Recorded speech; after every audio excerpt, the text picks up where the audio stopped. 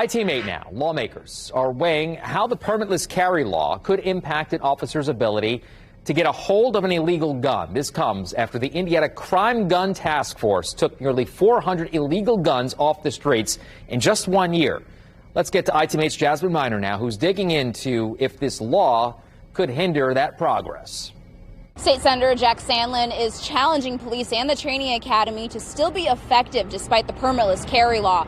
As the co-author of the Indiana Crime Gun Task Force and someone who voted yes to permitless carry, he says the law shouldn't get in the way of the progress the task force has made, which, by the way, has collected over 1,000 guns in just 4 years. He says he spent 36 years as a police officer. Every day across the country, there are court cases and decisions that are made that change the face of policing.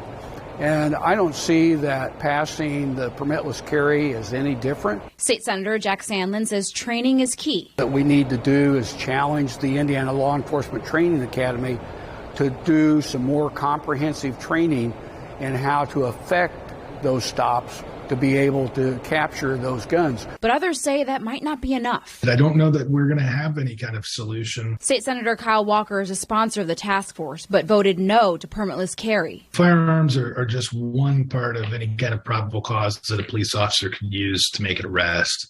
And with permitless carry, that's largely taken away. This week, IMPD Assistant Chief Chris Bailey said in the first week the law was effective, they had to let 7 guns go on 2 different traffic stops. What's your response to that? There's a case called Terry versus Ohio, which sets parameters for investigatory stops. Just changing the law doesn't change the requirements of a Terry stop.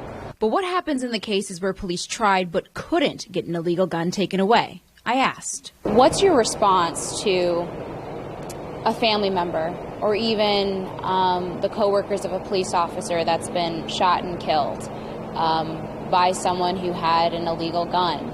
I don't know of anybody that has a criminal record that is carrying a gun, and doing that lawfully. That's a violation of the law. We need to enforce the law. I did ask Senator Sandlin if he thinks the task force should push for more money to go to specifically police training, and he said he thinks that money should be left up to the police departments to decide how and where to spend it.